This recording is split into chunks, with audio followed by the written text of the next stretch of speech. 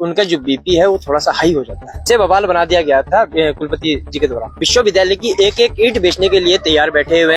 नमस्कार, वार्ता 360 में आप सभी का स्वागत है। मैं हूँ आपके साथ सुरभि और हमारे साथ आज मौजूद है संस्कृत छात्र कपिल शर्मा जौनसारी जी और वह एक समाज सेवी भी है।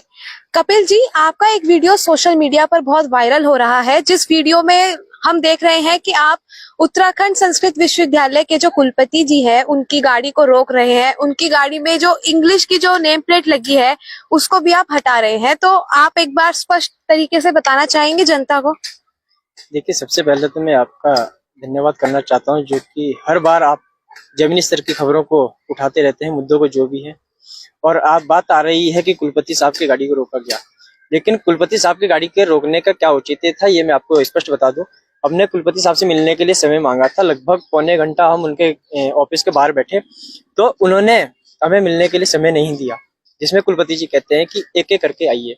एक एक करके हमने मिलने से मना कर दिया था, फिर भी उन्होंने समय नहीं दिया। तो हमने उनसे कहा कि आप गेट के बाहर आ जाइएगा, हम मुलाकात कर लेते हैं, गाड़ी में चलते चलते मुलाकात कर लेंगे। यही उसमें वो था, ज्यादा बड़ा कोई बवाल नहीं था, लेकिन इसे बवाल बना दिया गया था कुलपति जी के द्वारा। जब उनके द्वारा कहा गया कि आप एक एक करके मिलने आ जाइए, तो तब आप लोग उनसे मिलने क्यों नहीं गए? उनसे पहले भी हम इस प्रकार मिले हुए हैं, लेकिन जो उनकी मानसिकता है वो थोड़ी सी दूसरे तरीके की है। उनका ये भी पता नहीं है कि कब अभद्र व्यवहार छात्रों के साथ कर दें, और उनका जो बीपी है वो थोड़ा सा हाई हो जाता है। और अगर उनका भी बीपी हाई हो गया या छात्रों का भी बीपी हाई हो गया तो कुछ भी उपद्रव हो सकता है। तो इसलिए हमने औचित्य नहीं समझा कि अंदर जाके मिले, जी एक एक करके मिले। हम ये कह रहे थे कि तीनों एक साथ मिलेंगे, जो भी मुद्दे हैं तीनों के वो स्पष्ट कर देंगे। जो मुख्य मुद्दे था मेरा, वो एक संस्कृत छात्र है अपने पत्रकारिता विभाग से, उन्होंने जिला सूचना आयोग की एक भर्ती आई हुई है, उसमें फॉर्म भरा हुआ था, लेकिन कुछ पोर्टल में दिक्कत आ रही थी। इसी से संबंधित मैं उनसे मिलने के लिए गया था, और जो नेम प्लेट थी उससे भी मैं बात करने के लिए गया था, लेकिन कुलपति साहब ने औचित्य नहीं समझा हमसे मिलने के लिए, इसलिए हमने उनसे स्पष्ट मना कर दी थी। आपने जो नेम प्लेट हटाई तो उसकी क्या ऐसी वजह थी जो आप सबको जागरूक करना चाहते हैं? ऐसा क्या था? देखिए, जब हम संस्कृत के नाम से रोज कमा रहे हैं, तनख्वाह हमें संस्कृत के विभाग से मिल रही है, और इतने बड़े उच्च पद पे वो बैठे हुए हैं कुलपति स्तर पर के, उनके लगभग उनके उसमें जो आ रहे हैं 80 से 82 महाविद्यालय आ रहे हैं संस्कृत के, तो क्या उन्हें ऐसा करना चाहिए था कि वो इंग्लिश में नेम प्लेट लगवाएं? उसमें क्या औचित्य रहता है उनका? जब हम संस्कृत की नाम पे ले रहे हैं, संस्कृत के वो प्रदेश किसी संगठन में, वो संस्कृत भारती या संस्कृत से संबंधित किसी संगठन में वो प्रदेश अध्यक्ष भी है। अगर जो मैं कल के उसमें अखबार में देख रहा था, उनका जो बयान आया था कि संस्कृत लिखने से हमें कहीं महत्व नहीं मिलता। अगर आपको संस्कृत से महत्व नहीं मिल रहा है तो आप उस कुलपति की कुर्सी पर क्यों बैठे हुए हैं? आप संस्कृत विश्वविद्यालय के कुलपति के उस पद से आप इस्तीफा दे दीजिए, और जिस संगठन में आप प्रदेश अध्यक्ष आप उससे इस्तीफा दे दीजिए। ऐसा क्या है, क्या मोह माया उनको लगी हुई जो आप वहां पे बने हुए हैं?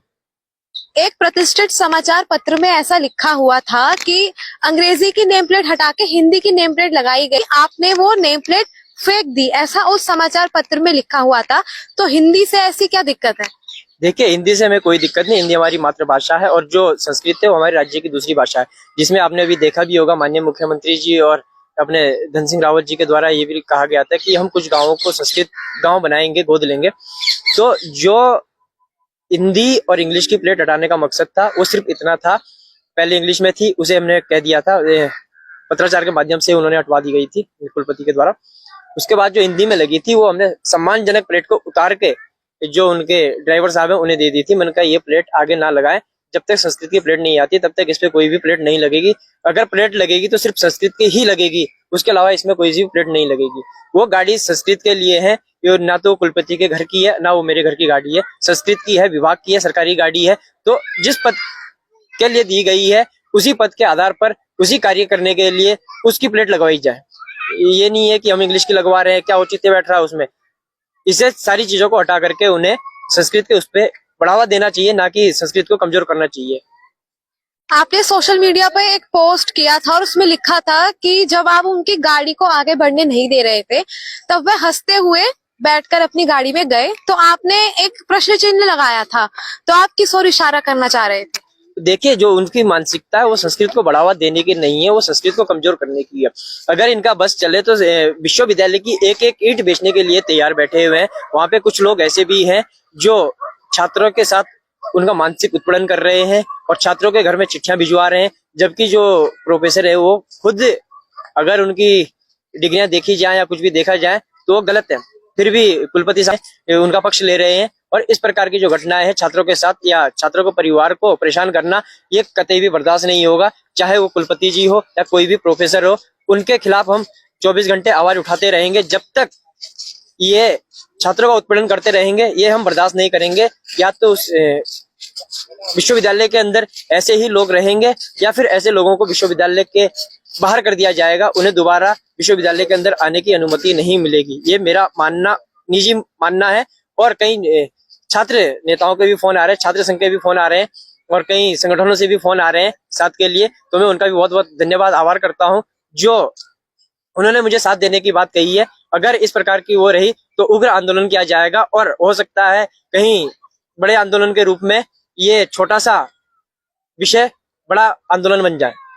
आपने छात्रों की बात करी है, तो छात्रावास को लेकर भी एक मुद्दा उठा था, उस पर आप क्या कहेंगे? आप देखिए, 1 करोड़ों के बजट पे वो छात्रावास बनाया गया है, लेकिन वहां पे रहने वाले कितने छात्र हैं? छात्रों की जनसंख्या क्यों नहीं बढ़ रही है? अभी आप देख लीजिए, जितने भी 80 से 82 महाविद्यालय जो भी है उत्तराखंड में, इनमें छात्रों की 2010 से मैं बात करूं अगर, तो छात्रों की जो जनसंख्या है वो बहुत कम होती जा रही है। जब संस्कृत में कुछ बढ़ावा ही नहीं दे रहे हैं, संस्कृत को आगे बढ़ाने का काम नहीं कर रहे हैं, जब प्रोफेसर दिनेश चंद्र शास्त्री जी जैसे वहां पे उच्च पद पे बैठे हुए हैं, तो ऐसे लोगों के वजह से ही ये जनसंख्या कम होती जा रही है। इनकी जो मानसिकता है ये संस्कृत के उसमें नहीं है, ये सनातन विरोधी है और इनकी विचारधारा हम लोगों से अलग है। मुख्यमंत्री पुष्कर सिंह धामी को आप इस मुद्दे पर कुछ संदेश देना चाहते हैं, कुछ बताना चाहेंगे?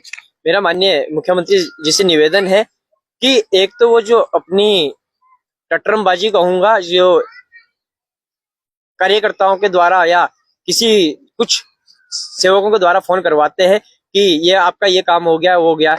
हम कई महीनों से प्रयास कर रहे हैं उनसे मिलने के लिए। उनके जो निजी सचिव एक जोशी जी है, उन्होंने तो मेरा नंबर जो है ब्लैक लिस्ट में ही डाला हुआ है, लेकिन अगर उनसे समय मांगे मिलने के लिए तो ये कहते हैं कि मुख्यमंत्री साहब के पास समय नहीं है। आखिर ऐसा क्यों? हर रोज कार्यक्रमों में जा रहे हैं, छोटे छोटे कार्यक्रमों में जा रहे हैं, बड़े बड़े कार्यक्रमों में जा रहे हैं, क्या सामाजिक लोगों से मिलने के लिए इनके पास समय नहीं है?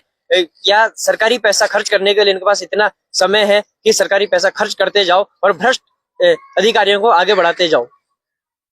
वार्ता 360 के साथ जुड़ने के लिए आपका बहुत बहुत धन्यवाद। मैं जनता से अपील करना चाहूंगी कि कपिल जौनसारी जी ने जो बातें कही हैं, आप बताइए कि आप उन बातों से कितने सहमत हैं। अगर आपको लगता है सीएम धामी कार्य सही से कर रहे हैं तो भी आप बताइए, अपनी राय जरूर दें।